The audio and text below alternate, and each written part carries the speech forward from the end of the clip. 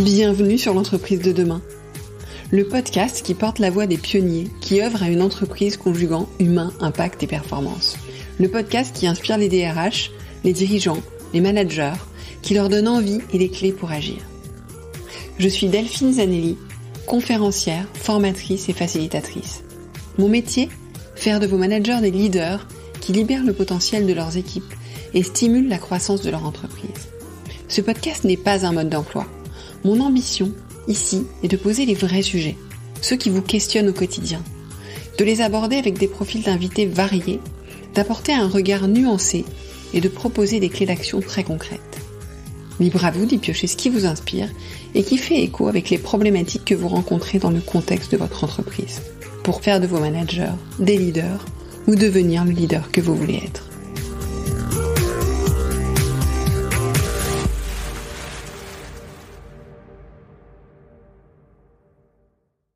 Bonjour, j'espère que vous allez bien. Je suis ravie de vous retrouver pour l'épisode 9 de la saison Leadership et Authenticité. Aujourd'hui, on va parler de l'outil central pour le leader, un outil central qui est le feedback. Et on va en parler avec la personne référente en France du sujet, qui est Stéphane Moriot, auteur de Feedback, le pouvoir des conversations. Stéphane est également conférencier et a une conférence signature qu'il fait depuis 7, 8, presque 10 ans, je crois, sur le sujet. Conférence à laquelle j'ai eu la chance d'assister et qui est absolument passionnante. Avant de vous en dire plus sur notre échange, je souhaite vous présenter mon partenaire pour la saison. C'est UKG. UKG est un éditeur de solutions de gestion des temps, de planification et de gestion de l'administratif RH. UKG s'emploie à simplifier et automatiser les process pour que les entreprises puissent dégager à la fois du temps et de la charge mentale pour leurs managers, pour leur permettre de développer leurs équipes, de se développer, mais aussi aux collaborateurs pour leur permettre de se développer. Et donc, pour leur permettre d'apprendre l'art du feedback, cette fameuse langue que Stéphane souhaite nous proposer, tant elle est fondamentale aujourd'hui. Fondamentale puisqu'on a une personne sur deux qui manque de reconnaissance et que c'est une des psychopathologies la plus répandue sur cette planète.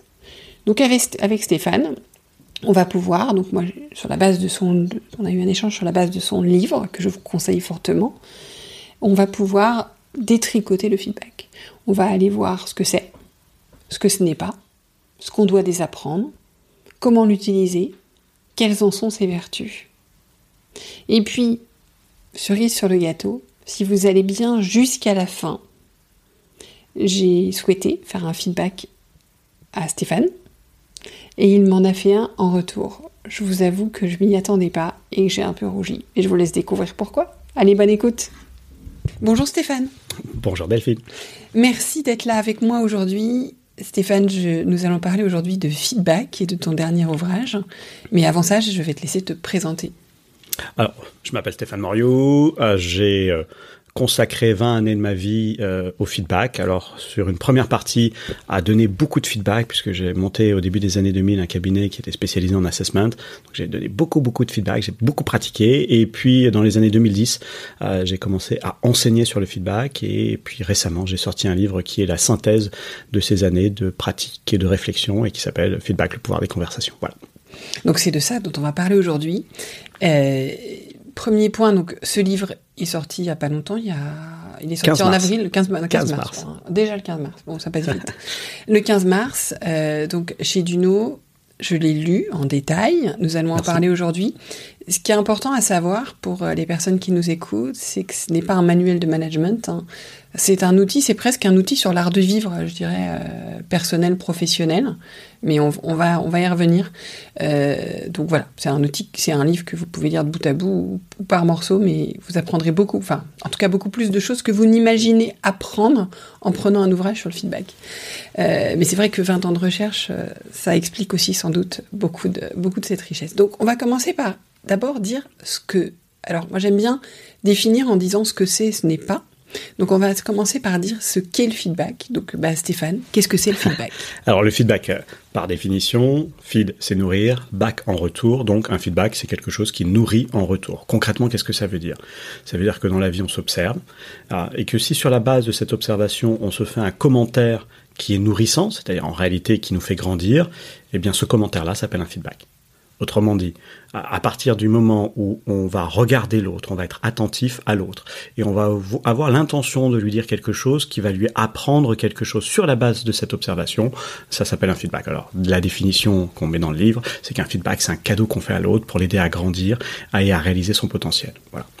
Alors, tu as dit deux mots importants, enfin plusieurs mots importants, mais il y en a deux que j'ai notés parce qu'ils sont dans ton livre, l'intention et l'apprentissage. Oui, alors effectivement, sur le sujet de l'intention, quand on parle du fameux cadeau, en fait, bien évidemment, c'est une expression très galvaudée, tout le monde l'utilise, etc. Mais il y a derrière cette véritable intention de générosité. C'est-à-dire que je vais changer mon rapport à l'autre et peut-être au monde, et de me dire, tiens, on échange, on va se voir, on va se dire bonjour, on va se dire merci, on va se dire au revoir. Mais est-ce qu'à un moment donné, on va se dire quelque chose qui peut dépasser ces conventions-là et qui peut d'un seul coup peut-être nous dire, tiens, ce jour-là, il ou elle m'a dit quelque chose que j'ai retenu, qui a fait germer en moi une petite idée, peut-être même une petite compétence. Et ça, c'est un très très joli cadeau. Et c'est l'intention du feedback, effectivement, que d'avoir cette générosité. Après, cet aspect de nourrir l'autre en retour, cet aspect apprentissage, effectivement, c'est vraiment l'idée de se dire, je veux faire grandir les gens autour de moi, mais je veux les faire grandir librement. C'est-à-dire que je ne cherche pas à imposer mon point de vue, je ne cherche pas à imposer ma vision. C'est juste dire, voilà, on s'est rencontrés, il y a une sorte de collision, et peut-être que en verbalisant des choses sur cette collision, sur cette rencontre, eh bien peut-être qu'on peut nourrir l'autre. Quand on nourrit l'autre, on se nourrit soi. Et puis, ce qui est certain, c'est quand on le fait, on nourrit la relation. Exactement. Et par rapport à ce que tu dis, point important, j'ai vraiment moi noté ce mot d'intention parce que c'est vrai que souvent on va vite. D'ailleurs, tu le dis, tu parles de ce rapport au temps et tu dis que le feedback, il faut prendre le temps du feedback, c'est un investissement moyen long terme, parce que souvent on ne réfléchit pas à notre intention, et est-ce que parfois quand on fait un feedback, on n'a pas tendance à se débarrasser de quelque chose, ou de qu'on veut dire, et d'ailleurs à ce moment-là tu dis finalement allons plutôt sur l'ordre que sur le feedback. Exactement. Voilà, et alors il y a une autre thématique dans ce que c'est, que j'ai relevé, que tu as noté, donc optimisation de l'interaction des personnes, on vient de leur en parler avec leur environnement, mais le réservoir à estime de soi. Oui, alors ça c'est pour moi peut-être la plus mauvaise nouvelle de ce livre et les travaux qu'on a menés, parce que pour le moment avec mon équipe on a étudié 17 pays dans le monde, et la statistique qu'on a trouvée et qui est confirmée par tout un tas d'autres études, c'est qu'en moyenne, une personne sur deux déclare manquer de reconnaissance. Et si ce chiffre-là se confirme, ça signifie que le manque de reconnaissance est la psychopathologie la plus répandue au travers de la planète, parce qu'il n'existe pas de psychopatho dont la prévalence est d'une personne sur deux. C'est clairement pas la maladie la plus grave, mais ça en fait celle qui touche le plus de gens sur la planète, et donc ça devient un vrai sujet de santé publique. Alors bien évidemment, l'OMS a d'autres sujets bien plus importants à traiter, mais je suis assez convaincu qu'un jour on traitera celui-là aussi à l'échelle mondiale. Et la question devient, si les gens manquent de reconnaissance, alors là, le manque de reconnaissance, ça peut avoir des formes bénignes, mais ça peut avoir des formes ultimes. On voit des adolescents qui sont poussés au suicide, et d'autres personnes, bien évidemment. Et donc, si le feedback, c'est un petit outil accessible à tous, alors moi je parle d'une langue, feedback, qui devrait être apprise à l'école, et c'est accessible à tous, et si ça permet de remplir les réservoirs à estime de soi, peut-être qu'on devrait être beaucoup plus attentif à en mettre dans notre vie. Mais pour pouvoir, effectivement, et en termes de contribution aussi, et d'ailleurs par rapport à ça, parce que c'est aussi un outil de connaissance de soi. Tu en parles, c'est important parce qu'on parle beaucoup dans le leadership sur lequel je travaille, de l'importance de se connaître.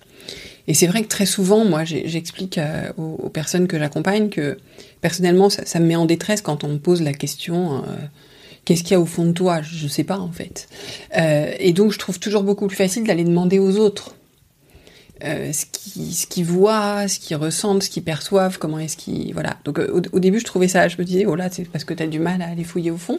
Mais en fait, j'ai retrouvé dans ton livre, ça a résonné sur beaucoup de choses, je me suis dit, mais non, en fait, finalement, ça a du sens d'aller chercher du feedback, ça a du sens qu'on nous donne du feedback pour pouvoir... Et tu parles de réduire le fossé entre notre identité et notre réputation pour révéler le meilleur en nous. C'est-à-dire réduire le fossé entre ce qu'on pense être et ce que les autres disent de nous.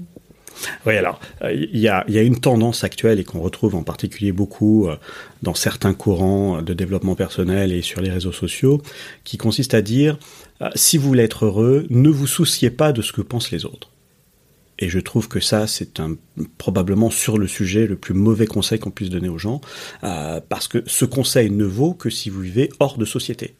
Tu vis dans une grotte, effectivement, ne te soucie pas de ce que le monde pense de toi. Mais quand tu vis en société, et la société, ça commence avec une famille, des amis, une entreprise, etc., tu es forcément en interaction et donc forcément placé sur le regard des autres. Et on ne peut pas se soustraire à ce regard. La question devient, est-ce que ce regard, il est forcément blessant ou est-ce que ce regard peut être au contraire apprenant ? Bien évidemment, la réalité, c'est que tant qu'on n'est pas éduqué, tant qu'on est un peu des hommes et des femmes préhistoriques sur le sujet du feedback, dans nos pratiques, bien évidemment, le regard des autres, ça peut être extrêmement blessant. Et on a tous, dans notre histoire, dans notre vécu, tout un tas de commentaires, donnés parfois par nos parents, donnés parfois par des gens qui nous aimaient, parfois donnés par des beaux-parents, par des amis, par un manager, etc., par un collaborateur, par un partenaire social. Bref, tout un tas de gens qui ont pu être très blessants. Et réciproquement, il faut prendre conscience que parfois nous avons été aussi nous-mêmes extrêmement blessants. Donc, nous sommes quelque part des handicapés de la conversation à cet égard. Et donc, le sujet suivant, c'est comment est-ce qu'on essaie de progresser. Voilà. Et le travail qu'on a fait sur ce petit sujet du feedback, parce qu'il en existe plein d'autres, moi j'ai juste pris un tout petit sujet, puis par contre je l'ai beaucoup travaillé. En tout cas, ce petit sujet-là, il répond à ce besoin-là. C'est un petit sujet. C'est déjà un sujet à maîtriser, qui est important, qui est palpable, actionnable, concret. Complexe, mais qu'on peut s'approprier, sur lequel on peut progresser. Donc je trouve que voilà, on manque de... c'est intéressant d'avoir des clés comme ça qui sont aussi, je trouve, activables et en tout cas pertinentes par rapport au monde dans lequel on vit aujourd'hui, mais on y reviendra.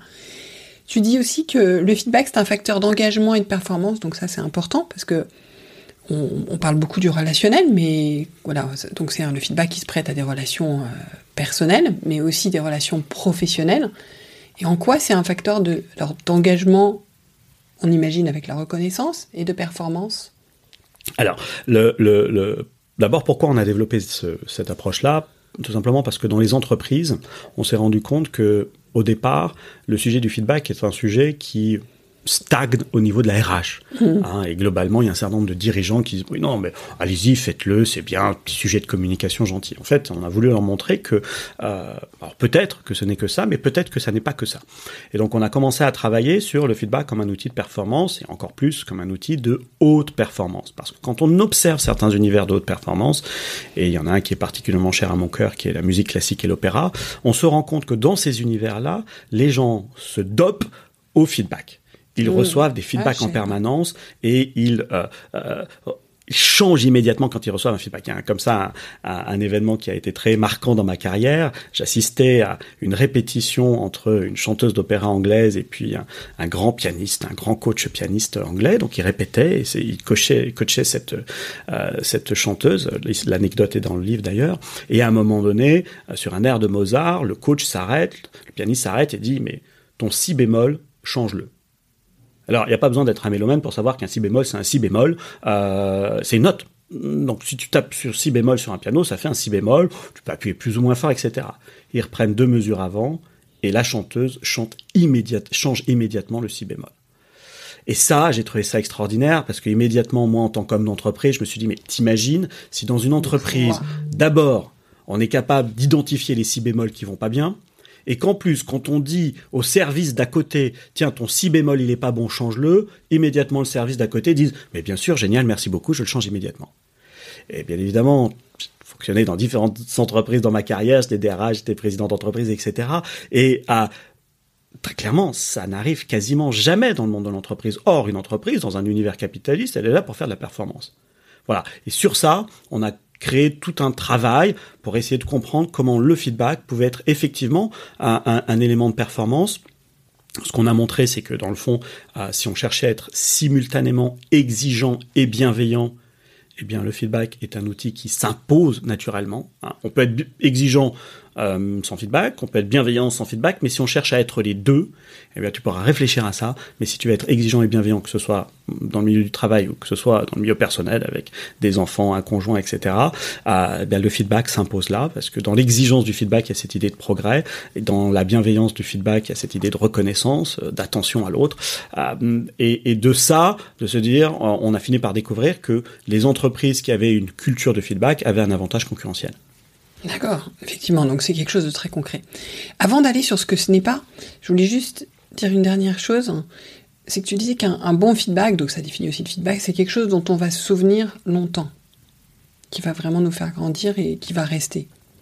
Oui, alors, tous les feedbacks ne sont pas des bons feedbacks, et là, je dirais, dans tous ceux que je donne, parce que j'ai la chance d'en donner, etc., beaucoup, je sais, j'ai jamais compté, mais je pense que plein ne germeront pas, mais c'est vrai que l'intention, tu parlais tout à l'heure d'intention, la finalité, c'est de se dire, tiens, si jamais je plante quelque chose en toi qui est petit, mais dont tu vas te souvenir longtemps, c'est probablement l'un des plus beaux cadeaux que l'on peut faire aux gens. C'est-à-dire, j'ai consacré quelques minutes de ma vie et j'ai planté en toi quelque chose de durable, ou réciproquement.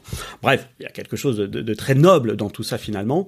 Alors, bien évidemment, je ne cherche pas à imposer mon feedback. Par contre, je sème souvent, et qui sème souvent finira par germer et puis, bien évidemment, récolter. C'est ça l'esprit, en fait. D'accord. Alors maintenant, on va aller sur ce que ce n'est pas. Ouais. C'est vrai. Alors, d'abord, je vais te laisser dire toi-même ce que tu voudrais me dire sur ce que ce n'est pas. Il y a une grande première idée qui est les compliments et les reproches ne sont pas du feedback. Beaucoup de managers que je rencontre disent je donne du feedback à mes collaborateurs et mes collaboratrices, et puis quand je vais interroger les équipes, ils disent on n'en reçoit jamais. Et au début, tu vois, je me suis dit mais il y en a un des deux qui ment, tu vois, c'est pas possible, ce gap de perception, etc. Et puis en fait, on s'est rendu compte de la chose suivante, c'est que dans la majorité des cas, les managers pensaient qu'en donnant des compliments, ils donnaient du feedback. Donc quand on dit « Ouais, bravo les résultats du mois, génial ta présentation, super ton dossier », ils pensaient nourrir l'autre. Or, il se trouve que les compliments, comme les reproches, sont des retours. Ils satisfont le fameux critère du back en retour, mais par contre, ils ne sont pas nourrissants. Si tu croises quelqu'un et que tu dis « Ouais, chouette, etc. », en plus dans notre culture française qui est un peu suspicieuse par rapport à la notion de compliment, bien évidemment, ça va pas marcher. On va dire « Bon, ok, il m'a servi son petit truc facile. » Et dans le fond, il s'en fout. Parce qu'un compliment, c'est facile. Je peux facilement dire « Waouh, à la façon américaine, awesome, amazing, vous êtes géniaux, blablabla. » Ça, c'est facile, ça demande aucune concentration. Par contre, donner un feedback, et tu l'as très bien dit tout à l'heure, il faut d'abord observer. Sur cette observation, il faut identifier quelque chose qui puisse être un sujet à feedback. Ensuite, il faut prendre le temps de le penser, ce feedback. Puis, il faut prendre le temps de le partager, aussi avoir le courage de le partager, parce que à un moment donné, peut-être que l'autre ne va pas bien le percevoir. Et puis, il va falloir aussi avoir le courage d'accepter la réaction de l'autre, qui, selon les cas, sera plus ou moins positive, etc. Bref, tout ça, c'est énormément d'énergie. Et ce feedback-là, il est beaucoup plus compliqué qu'un petit compliment. En retour, il est beaucoup plus puissant. C'est vrai. Mais et quelque chose que je remarquais, spontanément, j'avais fait ces retours à des gens qui me disent « Merci, c'était super ». Je dis « Mais en fait, quand vous me dites ça, vous m'aidez pas. Qu'est-ce qui était super ?» Exactement. Et du coup, il y a 9 chances sur 10 que ce « merci », je le retienne pas. Exactement. Et la petite astuce, c'est qu'un compliment qui explique l'action qui a été à l'origine de cette perception, de cette satisfaction, de ce plaisir, le simple fait de rajouter l'action transforme le compliment en feedback. Ouais. Si tu dis « c'était génial », c'est un compliment. Si tu dis « c'était génial parce que tu as fait ceci ou parce que tu as fait cela », tu rentres dans le domaine du feedback. Et c'est ce rajout de l'action qui devient apprenant parce que d'un seul coup, je peux comprendre « ok, c'est ce comportement-là qui entraîne telle conséquence positive et donc ce comportement-là, je peux le reproduire. » Alors, quelle est la différence parce que dans ce que ce n'est pas, pour moi, tu parles de l'évaluation. C'est vrai que les évaluations annuelles, c'est assez catastrophique parce que c'est un peu le rendez-vous qu'on attend, le coupe-gorge. On se souvient d'ailleurs pas trop de ce qu'on a fait dans l'année, donc on se souvient que des dernières choses. Et accessoirement, vu notre filtre français, plus des choses qui n'ont pas fonctionné. Pas mal d'entreprises commencent à réfléchir, à évaluer différemment. Toi, tu proposes autre chose. Tu dissocies le feedback de l'évaluation. Est-ce que tu peux nous en dire plus ? Oui. Alors ça, malheureusement, les anglo-saxons et les américains en particulier ont fait beaucoup de dégâts au feedback à cause de cette notion-là. C'est-à-dire que les anglo-saxons ont dit « le feedback existe, mais finalement, pourquoi pas faire un truc simple, tu sais, dans l'esprit américain, il faut tout simplifier. Donc, on va mettre des notes. Et donc, d'un seul coup, le feedback devient une évaluation, une notation. Or, le problème de l'évaluation et de la notation, qu'on a subi à l'école aussi, c'est pas que les Américains, c'est qu'elle ne m'apprend rien. Tu me dis, à la suite de cette interview, je te donne une note de 10 sur 20, tu me donnes une note de 15 sur 20, ou tu me donnes une note de 2 ou de 18 sur 20, je n'apprends rien concret qui me permet de dire, tiens, la semaine prochaine, quand j'aurai une autre interview, je change ci ou je garde cela. Et c'est là toute la différence. Alors, en plus, aujourd'hui, on a tout un tas de littérature scientifique qui nous montre que les évaluations ont un effet quasiment démotivant pour tout le monde. Il y a quelques petites franges au-dessus de gens très très bons, machin, etc., qui aiment bien les notes, bien évidemment, ceux qui en ont des très bonnes. Mais pour la majorité des gens, les notations ont un effet démotivant. Et donc, ça se symbolise ensuite en entreprise avec ce fameux entretien annuel, qui est quand même une sorte d'aberration dans le fond. C'est-à-dire que cette pratique-là, elle est folle. C'est-à-dire de se dire, bon, globalement, le constat de départ, c'est que les gens se parlent pas, et donc pour qu'ils se parlent, on va les forcer à se parler.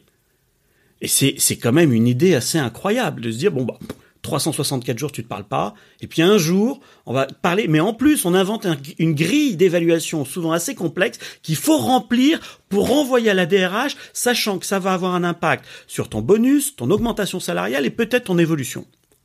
Comment veux-tu, dans ce contexte-là, avoir une discussion franche, sincère, réciproque, qui fasse grandir le manager et le collaborateur ou la collaboratrice? C'est absolument impossible. Alors, en même temps, j'ai été DRH, je sais que nous avons besoin, pour répartir des enveloppes d'augmentation, pour répartir des enveloppes de bonus, pour faire des promotions, de la mobilité interne, etc. Nous avons effectivement besoin de noter les gens. On a développé ces fameuses matrices 9-box, etc., etc., 6-box parfois. Bon, bref, on a développé tout un tas d'arsenal qui nécessitent d'évaluer. Donc, je ne suis pas contre l'évaluation, et je pense que typiquement dans l'éducation nationale, elle est aussi nécessaire. On a besoin de notes de temps en temps. Mais on a besoin de notes de temps en temps, le reste du temps, on a besoin de feedback. Et donc, la philosophie que j'essaie de diffuser, c'est de se dire, parlez-vous 364 jours, alors avec du feedback et éventuellement avec d'autres choses, mais parlez-vous 364 jours pour que le jour de l'entretien annuel, qui est un passage obligatoire, votre discussion ne dure que 30 minutes, peut-être 45 minutes, parce que vous vous êtes déjà tout dit, vous n'avez plus besoin que de remplir un formulaire qui est nécessaire pour l'organisation et la politique ressources humaines, il n'y a pas de souci par rapport à ça, mais il n'y aura pas de surprise. Si on se parle tous les jours, on n'aura pas de surprise. Et c'est vrai, je trouve que c'est un moyen de documenter, en fait, l'année pour arriver à l'évaluation. Alors moi-même, d'un point de vue très personnel, je me fais aussi des feedbacks. C'est-à-dire que j'essaye de faire un point en fin de semaine pour me dire, tiens, par rapport à telle et telle chose, de quoi je suis contente, qu'est-ce que j'ai avancé, comment, etc. Et j'essaie de le documenter parce que on parlait de réservoir estime de soi, il y a le fait aussi de documenter nos avancées. Et je trouve que dans la reconnaissance, c'est bien de l'attendre de l'autre, mais c'est bien aussi de la travailler pour soi-même. C'est-à-dire de se dire... soi-même, ok, tu as l'impression que cette semaine, tu as fait que des choses pas terribles, sauf qu'en fait, quand tu regardes finalement ça et ça, c'est pas si mal, et ça, tu peux progresser là-dessus. Mais de la même manière, je trouve que ce qui est intéressant, alors le feedback n'est pas forcément écrit ou autre, mais c'est vrai que quand on reçoit un feedback ou qu'on donne un feedback, le documenter, pour le mettre dans ce dossier d'évaluation, c'est aussi intéressant parce que voilà, il se passe tellement de choses dans une année, que pour se souvenir et se dire tiens, je avais fait tel feedback, je trouve que c'est aussi assez vertueux. Je ne sais pas si c'est quelque chose que tu recommanderais, mais... Alors, je pense qu'en réalité, j'explique ça dans le livre, ou dans mes conférences d'ailleurs, c'est qu'il existe plusieurs types de feedback. Il n'y a pas une seule catégorie de feedback. Typiquement, on va avoir un feedback oral, un feedback écrit, il y a des feedbacks formels, il y a des feedbacks informels, il y a des feedbacks sur des gros événements, des grosses réussites, et puis il y a des petits feedbacks sur des petites choses de la vie courante. Il se trouve que ces réflexions, ce travail permanent sur le feedback m'a amené à dire... Finalement, le sel de la vie, si on veut reprendre cette expression-là, sont quand même les petits feedbacks informels. Ils ont une saveur particulière. Maintenant, il y a tout un tas de situations dans lesquelles j'ai besoin de feedback plus formel. Je te donne un exemple perso et très récent et très concret. Je suis en train de travailler sur la suite de la conférence feedback avec le gilet de ma grand-mère, etc., qui est une conférence que je tourne maintenant depuis bientôt 10 ans. Et donc, dans le cadre de la sortie du livre, on sort une deuxième conférence. Donc, je passe du pull de ma grand-mère au kilt de mon grand-père. Voilà, et donc je l'ai donné pour la première fois hier soir. Donc je suis en vraie construction de cette conférence. Donc je suis sur scène avec le kilt de mon grand-père, j'explique l'histoire du clan écossais, etc. Bon bref, il y a toute une histoire, comme j'avais raconté une histoire avec le pull de ma grand-mère. Je suis en phase de construction, je suis en phase de naissance d'une nouvelle conférence. J'ai énormément de feedback que je vais formaliser. Donc j'ai des petites fiches un peu partout où je vais avec mon équipe. Alors j'ai un rédacteur, j'ai un agent, j'ai un metteur en scène, etc. Donc il y a beaucoup de gens qui m'accompagnent sur ça et qui vont voilà. Et puis j'ai tous les gens que je rencontre. Hier soir des clients, des amis conférenciers qui gentiment me donnent leur avis. Et tout ça, je consigne ça dans un fichier. Je note tout ça et j'ai cet objectif très particulier. Ce qu'il faut retenir comme leçon derrière, c'est que si tu veux augmenter la portée des feedbacks que tu reçois, il faut que tu clarifies sur quoi tu veux recevoir du feedback. Oui. Et beaucoup de gens, en fait, sont un peu passifs sur la recherche de feedback. Et moi, très clairement, par rapport à cette nouvelle conférence, j'ai des thèmes actuels qui m'intéressent, que je sais que j'ai besoin de travailler, je vais chercher du feedback sur ça. Il y a plein d'autres sujets sur lesquels je n'ai pas envie d'avoir de feedback. Pas pour le moment. Alors, peut-être que dans 3 mois, dans 6 mois, peut-être que dans 2 ans, j'irai chercher du feedback sur ces choses-là. Mais pour le moment, je me focalise sur quelque chose. Donc la première règle, c'est de savoir sur quoi tu veux recevoir du feedback. Et la deuxième règle, c'est de t'entourer de gens qui savent te donner du feedback. Parce que tu vas progresser bien évidemment beaucoup plus vite si tu as autour de toi différents cercles. Alors moi, j'ai un cercle très rapproché de gens que je peux appeler tous les jours. Et tu vois, ce matin, j'en ai déjà eu 2 voilà, sur lesquels on échange, etc. Puis j'ai un deuxième cercle que je vais peut-être avoir une fois par semaine, une fois tous les 15 jours. Et puis après, j'ai le troisième cercle qui est les gens qui m'en donnent comme ça au fil de l'eau. Et je consigne tout ça. Et puis j'essaie de progresser centimètre par centimètre avec ça. Excellent, merci pour ce partage, c'était très, très éclairant. Et c'est une démarche que je trouve extrêmement intéressante. Tu as évoqué un point qui est dans ton livre et qui est important, c'est que voilà, le feedback c'est sur une interaction et donc on peut aussi en demander. Et qu'en fait souvent, les collaborateurs se plaignent de ne pas en avoir, mais est-ce qu'ils en donnent ? C'est important qu'ils s'en donnent, ils peuvent initier le mouvement.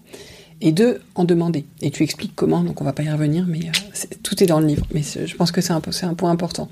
L'autre point, tu disais, ce qui fait le sel de la vie, c'est les petits feedbacks. Alors, moi, j'ai beaucoup aussi de managers qui me disent, mais en fait, je le fais tout le temps dans les couloirs entre 2 portes. Sauf qu'en fait, un feedback, c'est quand même un moment où on se regarde, à minima, on prend peut-être un café. Enfin, on n'est pas obligé d'avoir un formalisme, mais je veux dire, je pense que parfois le manque de reconnaissance vient du fait que c'est fait tellement entre 2 portes qu'on n'était peut-être même pas branché sur l'écoute de l'autre. Voilà, il y a quand même, malgré tout pour ces mini-feedbacks, je pense, un minimum à faire pour que choisir le moment où la personne peut aussi écouter, pas en entrant dans une salle de réunion pour la prochaine, ce qui peut d'ailleurs nous déstabiliser accessoirement. Voilà, donc je pense que ça c'est des points importants. Ouais. Alors, je vais faire 2 commentaires et puis après, je te livrerai un petit secret. Les 2 premiers commentaires, c'est qu'effectivement, il y a des lieux qui se prêtent mieux au feedback que d'autres. Tu vois, donc il y a des endroits, si t'es le matin, t'es en train de courir pour attraper ton métro parce que t'es en retard pour déposer les enfants à l'école, c'est peut-être pas le moment pour partager du feedback avec l'autre, tu vois. Donc il y a des moments pour le feedback. Le deuxième point, c'est que comment on fait pour s'assurer que l'autre est réceptif au feedback. La technique toute simple, c'est tout simplement de lui demander. Tiens, Delphine, j'aurai un feedback à te faire, etc. Ça prendra pas plus de 3 minutes. Ça peut se faire maintenant, ça peut se faire la semaine prochaine. Vraiment, tu me dis, t'es disponible maintenant, je vais te le faire. Voilà. Donc, juste demander, s'assurer de la disponibilité de l'autre. Mais après, pour avoir des feedbacks qui commencent à être un peu impactants, il y a un petit secret. Et ce secret, c'est de toujours avoir l'intention dans son feedback d'apprendre à l'autre quelque chose que l'autre probablement ignore. La clé du feedback est là. Parce que tu le vois dans cette interview, si je te dis, tiens, Delphine, tu es quelqu'un de très sympathique, Delphine, tu parles très bien français, Delphine, tu as une voix très agréable, tu vas dire, d'abord, c'est un peu bizarre quand même de se parler comme ça, ce sont des banalités, tu le sais que tu sais parler français, tu sais que tu as une voix agréable, etc., etc. Bon, bref, je t'apporte rien. Maintenant, un vrai feedback, c'est de dire à Delphine, tiens, il y a quelque chose que peut-être tu ignores. Et ça, cette intention-là, je parle d'intention parce que je ne suis pas sûr que tu l'ignores. Je ne suis pas dans ta tête, je connais pas, ça se trouve, hier, quelqu'un t'a dit exactement la même chose, peut-être que dans ta vie, tout le monde te l'a déjà dit, mais moi, je ne connais pas, et je vais avoir à un moment donné l'intention de te dire quelque chose que probablement tu ignores. Et c'est ça la clé pour donner des vrais feedbacks. Ouais, c'est une clé, c'est effectivement une clé importante. Alors, il y a beaucoup de choses qu'on va pas évoquer qui sont dans ton livre, mais il y a la structure du feedback. Donc, juste quand même un sujet qu'on n'a pas évoqué, il y a 2 types de feedback, et notamment qui ne sont pas des feedbacks sandwich. Est-ce que tu peux juste développer ce point-là rapidement ? Oui. Et après, on passera sur les dernières questions d'entretien. Il y a une erreur que beaucoup de managers pour le compte apprises en formation. Mais qu'on nous a appris, voilà. Voilà, exactement. Donc c'est bons élèves. Hein. On nous a dit, voilà, quand tu as un message un peu dur, tu utilises le feedback sandwich. Grosso modo, tu as un message un peu dégueulasse à faire passer, donc tu l'enrobes, tu commences avec un petit compliment et tu termines avec un petit encouragement. Le problème, c'est que ça marche pas. Le problème, c'est que ça marche pas parce que les gens sont pas bêtes en face de toi. Ils savent très bien que quand tu arrives avec un petit compliment, ils vont attendre le gros mais qui suit, parce que ces gens qui vont dire, écoute, non mais j'ai bien aimé ce que ta présentation d'hier, mais alors, le rapport que tu m'as fait, il est complètement nul. Donc change ci, change ça, change ça. Et là, bien évidemment, en fait, tu sens bien que le petit compliment de départ, il est totalement focus, ça fait manipulatoire. Et donc, quand tu as l'impression d'être manipulé, tu t'exécutes parce que tu es un collaborateur, une collaboratrice docile, bien élevée. Mais la réalité, c'est que dans ta tête, tu as vraiment l'impression d'être prise pour un imbécile ou une imbécile. Et c'est très, très désagréable. Alors, cette technique-là fonctionne pas. Et il faut lui substituer une autre approche du feedback qui ressemble à la première et qui pourtant est totalement différente. Cette autre approche du feedback, elle consiste à dire qu'il n'y a que 2 catégories de feedback, le feedback positif et le feedback correctif, et de comprendre que parler d'abord du positif, ça n'est pas fait pour mieux faire passer la pilule du négatif ou du correctif. Il faut bien comprendre que se dire des choses positives, c'est très très important dans l'apprentissage, pour 2 raisons. La première, on l'a déjà évoqué, c'est que quand je dis quelque chose de positif à l'autre, je remplis son réservoir à estime de soi. Et comme ils sont en moyenne une fois sur 2 pas très remplis, ça fait du bien. Mais il y a une raison encore plus importante de parler du feedback positif, c'est parce que quand je fais quelque chose de bien, je n'en ai pas conscience. Si l'autre ne verbalise pas ce que je fais bien, je ne peux pas le savoir par moi-même. En tout cas, c'est très risqué de se dire, tiens, dans cette situation-là, ce que j'ai bien fait, c'est ça. Parce que c'est peut-être ça que j'ai bien fait, mais c'est peut-être complètement autre chose. Donc, comment je fais pour savoir ce que j'ai bien fait dans le regard de l'autre ? Il faut que l'autre me donne du feedback. Et donc, le feedback positif, c'est pas juste pour être sympa, c'est pas juste pour dire, tiens, j'essaye de faire en sorte de te montrer un peu de reconnaissance. Non, un feedback positif, c'est quelque chose qui me fait prendre conscience que ça marche. Hier soir, très gentiment, certaines personnes sont venues me voir à la fin de ma conférence et m'ont donné du feedback positif et j'ai trouvé ça admirable. Parce que d'un seul coup, tu vois, ils valident des hypothèses, ils me disent, voilà, tiens, ce choix-là, il m'a vraiment parlé, etc. Je te donne un exemple concret. Une jeune femme, derrière ma conférence hier soir, vient me voir et me dit, voilà, j'ai beaucoup aimé dans votre conférence le fait que vous ne parliez pas que de l'entreprise et que vous montriez que le feedback s'applique aussi dans la sphère privée. Et elle parlait de ses enfants. Alors, je le sais, c'est quelque chose que j'ai déjà entendu, mais il se trouve que hier, je donnais cette conférence pour la première fois et que j'étais dans une entreprise avec une culture particulière, singulière, et donc j'avais fait le choix de mettre peu d'éléments sur la vie privée parce que c'est une entreprise qui n'en parle pas beaucoup, qui est très centrée sur le business, etc. Donc, par rapport à ce que je fais habituellement, j'avais plutôt réduit. Le feedback positif que j'ai reçu hier soir, en fait, me dit 2 choses. Il me dit une chose positive et il me dit une chose corrective. La chose positive qu'il me dit, c'est finalement en mettre, même dans notre entreprise, dans notre culture, ça marche. Mais ce qu'elle me dit aussi, c'est que j'aurais pu en mettre un peu plus. Et donc, j'avais peut-être mis, tu vois, 5% d'exemples dans la vie privée hier dans ma conférence. Je sais que la prochaine que je pourrais faire, alors que ce n'était qu'un feedback positif, je pourrais peut-être aller jusqu'à 10%. Donc, il y a du positif et du correctif dans un seul feedback positif. Et ça, je trouve ça merveilleux. Ouais, c'est hyper intéressant. Tout à fait. Et ça permet aussi de se débrider, parce qu'on ne sait pas toujours, comme tu dis, on n'a pas conscience.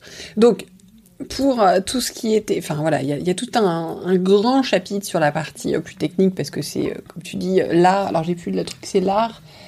sans technique, un art n'est rien. Donc, voilà, mais c'est très bien expliqué, donc je laisserai les auditeurs et auditrices le découvrir.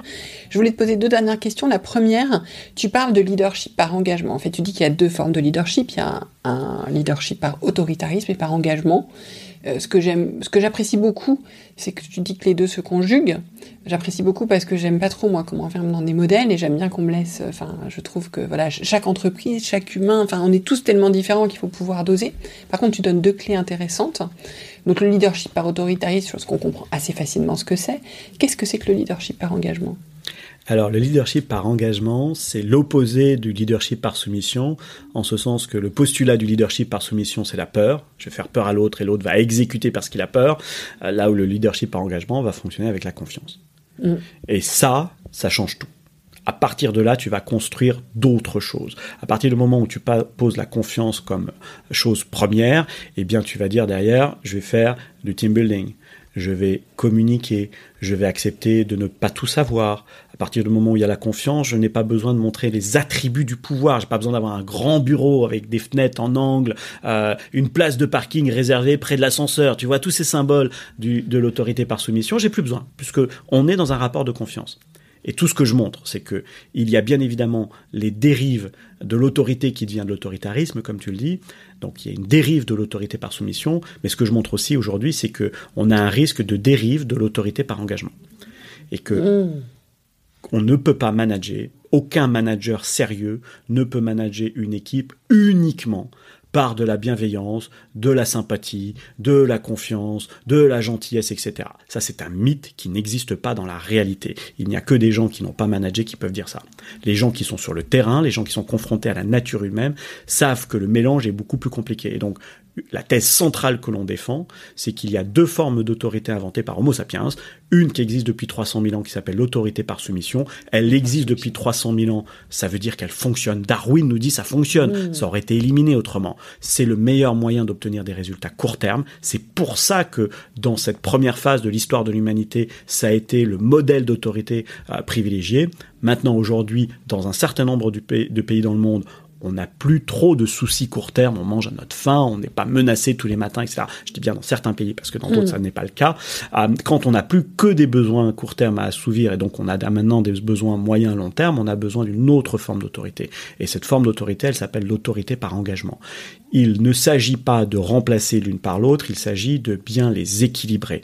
Et je pense que dans l'éducation, par exemple, je ne sais pas si tu as suivi ce débat d'il y a quelques semaines sur Caroline Goldman, qui s'est fait attaquer de toutes parts parce qu'elle a osé dire que de temps en temps, repunir un enfant pouvait être une bonne idée. Mais toutes celles et ceux qui ont des enfants et qui savent très bien qu'à un moment donné, on est aussi matricé pour avoir certaines limites. Alors, ça ne veut pas dire cautionner des actes de barbarie ou des choses horribles, mais il y a un moment donné, on vit en société, il doit y avoir des règles, c'est le principe même d'une société, et donc ça veut dire que ça pose le point des limites. À partir du moment où il y a des limites, il y a des moments où on va avoir tendance à dépasser ces limites. Voilà, on ne peut pas imaginer une société dans laquelle il n'y aurait pas de limitation de vitesse. Ça n'existe pas. On a besoin de limitation de vitesse. Et pourtant, tout le monde sait, tout le monde comprend, tout le monde est intelligent que plus tu vas vite, plus tu risques ta vie et celle des autres. Donc ça n'est pas une question d'intelligence. Nous avons besoin de limites. C'est pour ça que je dis qu'en entreprise, nous avons besoin aussi d'une autorité par soumission. Mais par contre, il faut encadrer les dérives de l'autorité par soumission et il faut mettre beaucoup, beaucoup plus d'engagement. Et en ce sens-là, je soutiens complètement les approches qui favorisent tout ça. Mais c'est intéressant parce que j'avais interviewé Pierre-Yves Antras, qui dirige Savoie Habitat, qui en est au stade de l'entreprise spirituelle. Donc il a beaucoup travaillé sur ces sujets. Et bien chez lui, le manager est toujours responsable et décisionnaire. Donc c'est important parce qu'on évoquait, donc à un moment donné, là on est dans l'autorité par soumission. Je veux dire, je décide, mais il a devoir de s'éclairer. Ce qui pour moi va refléter l'engagement. Et ensuite, toutes les personnes que j'ai vues tester différentes formes plus ouvertes de gouvernance, on voit bien l'importance du cadre. Et moi, je fais souvent le parallèle avec mes adolescents, c'est que, en fait, comme je leur explique, il n'y a aucune liberté sans cadre, et plus vous voulez de la liberté, plus le cadre est strict. Et pour moi, l'engagement, tu vois, tu mets le feedback, mais il est même proche parfois de la soumission, puisque pour moi, l'engagement, c'est aussi l'engagement respectif de respecter le cadre. Bien sûr. Tu vois, et donc il peut y avoir un feedback sur le respect du cadre. Et donc, si je reprends l'exemple, je faisais la métaphore de l'adolescence, mais tu respectes le cadre, tu rentres à l'heure qu'on a, du coup, tu sors demain soir, c'est OK. Donc voilà, on est dans un processus de feedback, mais c'est intéressant. Et alors, la dernière chose, je voulais te faire une proposition qui est issu d'un post que faisait hier Marie-Robert, qui est passée plusieurs fois sur ce podcast, qui parlait de l'importance de formes de règles de politesse. Elle n'en posait pas, mais dans ce monde, en fait, aujourd'hui, où qu'elle trouve... voilà, je pense qu'on trouve tous de plus en plus violents et agressifs d'une certaine manière. En tout cas, on est vraiment sur les sujets de communication, donc je ne vais pas juger l'autre sujet, mais c'est vrai que parfois les propos sont assez vite violents. Est-ce que le feedback pourrait être la règle de politesse de notre époque, en fait, c'est-à-dire d'une époque où on est dans l'échange, dans la communication, très ouvert, avec tous ses bénéfices, hein, mais où parfois on en oublie. Moi, j'ai déjà reçu des messages téléphoniques de personnes que je connais pas professionnellement qui me disent « Salut mon pote, salut ma pote », enfin, ou je sais plus, des trucs comme ça. Et sur le moment, je me dis « Mais... » voilà. C'est une question, c'est une suggestion. Ouais, alors, écoute, ma réaction spontanée, c'est de dire tu as très gentiment mis en valeur beaucoup de choses que j'ai écrites dans le livre. En retour, je te remercie vraiment de ce cadeau-là parce que je trouve que c'est une très jolie piste que je n'avais jamais vue comme ça. Je trouve ça très poétique et très juste d'imaginer que le feedback puisse être une règle de politesse. Je trouve ça vraiment magnifique.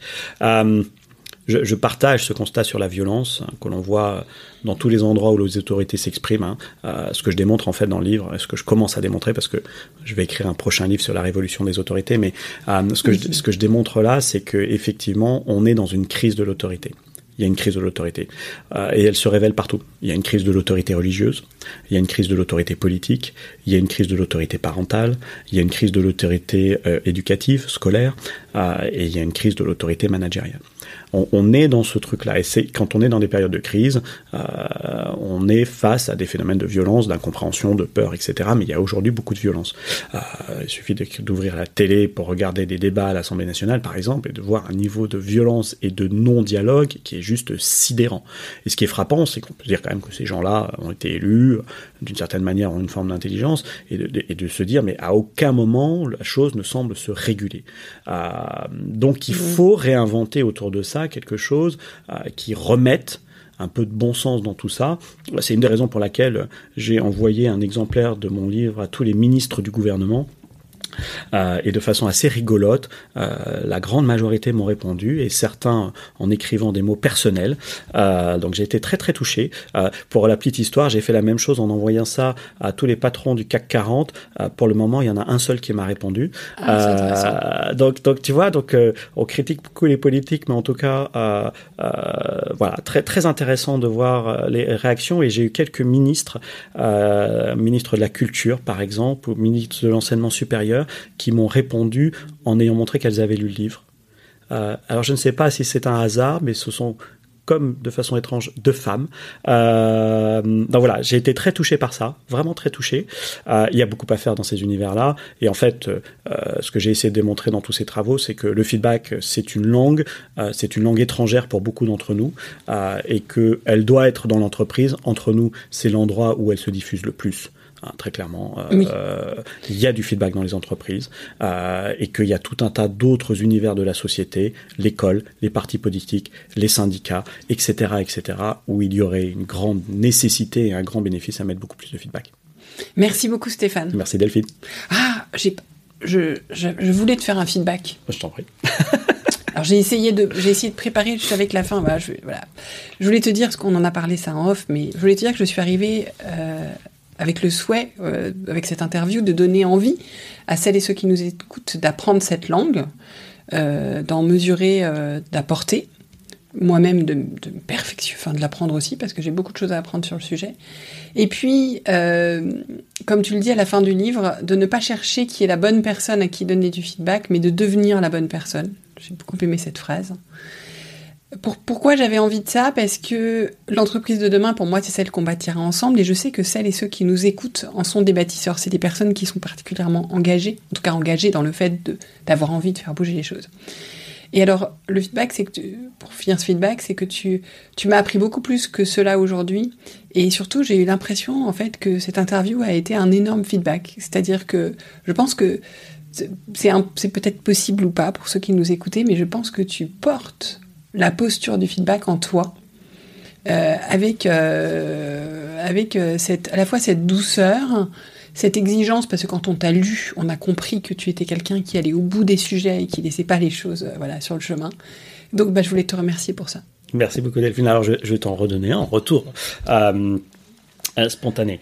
Il y a une grande qualité dans la discussion qu'on a eue là, me semble-t-il, c'est que tu combines deux compétences, deux talents qui ne se combinent pas nécessairement. D'un côté, de l'ouverture, de la curiosité, et de l'autre côté, des convictions. Les gens ont souvent soit l'un, soit l'autre.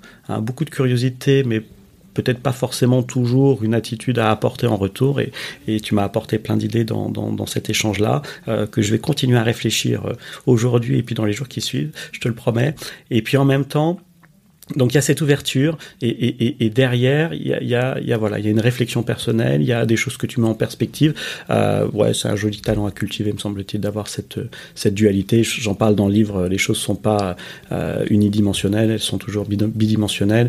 Et c'est un grand plaisir que de pouvoir échanger avec toi sur ces approches-là. Merci beaucoup. Je rougis là. Bon allez, on vous laisse. Mais c'est sincère, c'est très frappant.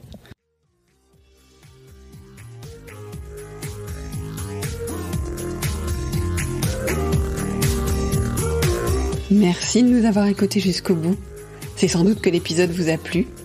Merci alors de le partager à 2 personnes autour de vous et de mettre une note et un commentaire sur Apple Podcasts ou Spotify. C'est ce qui nous fait ressortir dans les classements, permet au podcast de grandir, de profiter au plus grand monde, et puis ça m'encourage aussi. Et si ce n'est pas encore fait, abonnez-vous à la page L'entreprise de demain de LinkedIn pour ne rien manquer de l'actualité du podcast. Et à la newsletter, devenez le leader que vous voulez être, pour ne rien manquer des contenus exclusifs que je vous propose. Et puis, si vous avez besoin d'accompagnement dans le développement de votre leadership ou de celui de vos managers, ou si vous cherchez la prochaine conférence qui inspirera vos managers, écrivez-moi, j'interviendrai avec plaisir. Je prends toujours grand soin de mes auditeurs et auditrices. J'adore travailler avec vous. Merci encore pour votre écoute et à la semaine prochaine.